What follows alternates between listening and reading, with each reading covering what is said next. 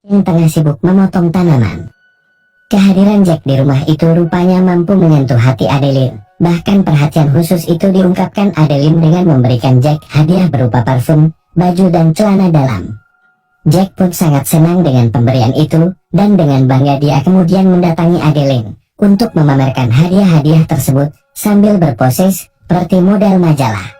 Setelah kedua sinyal mereka mulai menguat, akhirnya berlanjut ke proses penggarapan yang terlarang namun penuh semangat. Akan tetapi kebahagiaan manis itu ternyata hanyalah mimpi dari Adeline. Setelah dia terbangun, di bawah Adeline justru mendapati Sam suaminya diam-diam sedang menggarap lahan bersama Jenny. Pemandangan itu tentu saja membuat Adeline terkejut, tapi dengan besar hati dia memutuskan untuk membiarkan mereka melanjutkan aktivitas tersebut sampai selesai. Sebagai istri yang hanya dijadikan seperti budak, Adeline merasa sedih dan putus asa, sehingga dia pun pergi menyendiri di tepi danau. Di saat-saat sulit inilah, Jack kemudian datang untuk menghiburnya dengan memberikan sebuah sapu tangan milik mendiang ibunya, yang ternyata kebetulan memiliki nama yang sama dengan Adeline. Kung ano man yung nararamdaman mo ngayon, punasan mo na ang luha mo. Isipin mo na lang nilipas din yan. Dengan penuh kelembutan, Jack lalu meyakinkan Adeline dengan berkata bahwa dia akan selalu berada di sampingnya dan yakin bahwa segala sesuatu akan menjadi baik-baik saja. Walaupun dalam keterbatasan perannya yang cuma seorang pembantu, Jack berupaya menjadikan dirinya penopang serta penghibur bagi Adeline di tengah ketidakpastian hidupnya. Malam harinya, Sam dan rekan bisnisnya kemudian mengadakan pesta minum seperti biasa. Namun tampaknya Adeline merasa kesal dengan perlakuan mereka terhadap wanita yang dianggap rendah dan hanya dijadikan budak hiburan semata. Di mana hal itu terjadi ketika salah satu rekan bisnis Sam secara tidak sengaja menumpahkan minumannya yang kemudian membasahi singkongnya.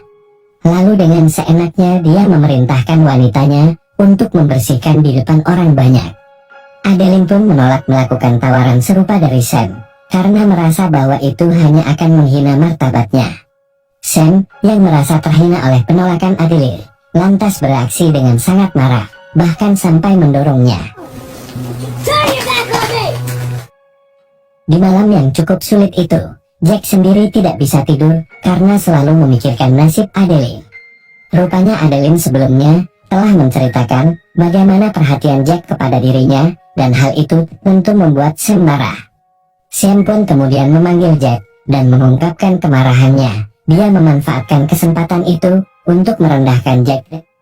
Sam kemudian menggarap Adeline dan membiarkan Jack menyaksikannya dengan tujuan agar Jack sadar diri hanya orang kaya yang bisa melakukan itu. Besok paginya kehidupan kembali normal seperti biasa, dan sebelum berangkat Sam memberikan sejumlah uang kepada Jack sebagai bentuk penghargaan karena Jack dianggap masih menjadi pembantu yang patuh dan setia. Namun Jack yang telah dibutakan oleh cinta kepada Adeline tak mau menyia-nyiakan kesempatan ketika Sam pergi berbisnis untuk beberapa hari ke depan. Tanpa menunggu lama, dia pun tanpa segan-segera menggarap lahan basah istri majikannya itu di tepian danau. Tak puas melakukannya di alam luar, mereka berdua pun melanjutkannya di dalam rumah setiap kali mereka mau. Hingga pada suatu malam ketika mereka baru selesai melakukannya, mereka lalu merencanakan untuk menyingkirkan Sam agar mereka berdua bisa hidup bersama selamanya dan hidup bebas tanpa harus menjadi budaknya Sam. Jack yang awalnya takut karena rencana ini merupakan tindakan kriminal, namun demi wanita yang dia cintai, Jack akhirnya berjanji untuk melakukan apapun demi Adeline. Hindi ko lang alam kung kakayanin ko yung sinabi ko sa'yo. Besok paginya, ternyata di luar dugaan Sam pulang lebih awal dari jadwal bisnis yang biasanya. Kejadian ini tentunya membuat Jack dan Adeline sangat terkejut dan kocar-kacir, sembari bergegas menyembunyikan perselingkuhan mereka. Beruntungnya Jenny turut membantu dalam menyembunyikan keadaan tersebut, dan dengan cepat dia merapikan tempat tidur. Where the hell is everybody? Adeline! Where are you at? Jack pun berhasil menghindar ketika Sam mencari Adeline di kamar mandi, walaupun akhirnya dia terlihat oleh Augusto di luar rumah. Augusto pun hanya menggelengkan kepalanya dia seakan memahami situasi tersebut dan membiarkan Jack pergi. Setelah kejadian itu, Jack tak lupa mengucapkan terima kasih kepada Jamie karena telah menyelamatkan dirinya dari situasi yang sangat berbahaya tersebut. Jack dan Jamie kemudian saling bercerita tentang kisah hidup mereka masing-masing. Wala kasi nagtataguyod sa kanya eh. Kailangan ko ng pera para sa bibigyan ko siya ng magandang buhay. Bibigay ko lahat. Terungkap rupanya Jamie adalah janda beranak satu, yang mana dia berjuang sendiri untuk memberikan kehidupan yang layak bagi anaknya. Dia rela melakukan apapun demi kebahagiaan anaknya, bahkan sampai rela menjadi bagian dari rumah tangga Sam sebagai bentuk pengabdian, dan sesekali menjadi lahan garapan oleh Sam. Malam itu seperti rutinitas biasanya, Sam kembali mengadakan pesta bersama anak buah dan rekan bisnisnya. Namun kali ini Sam sungguh gila, di mana dia menginginkan Adeline untuk melayani dua orang temannya secara terbuka di hadapan semua orang. Mendengar itu Adeline langsung menolak dengan tegas, dan hal ini membuat Sam jadi marah, yang akhirnya mendorong Adeline sampai menyebabkan kepalanya terluka karena terbentur. Jack, yang melihat kekerasan yang dialami Adeline, tidak bisa menerimanya. Dia dengan spontan emosi lantas memukul kepala Sam. Tindakan tolol yang dilakukannya ini tentu saja membuat Sam jadi murka. Jack yang tidak memiliki kekuasaan, dia pun langsung dibuat babak belur sebagai balasan akibat tindakannya.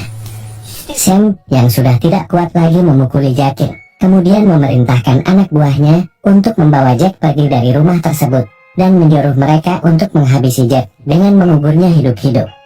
Namun beruntungnya Augusto masih menunjukkan hati nuraninya dan memberikan kesempatan hidup kepada Jack dengan satu syarat bahwa Jack tidak boleh lagi mendekati rumah Sam.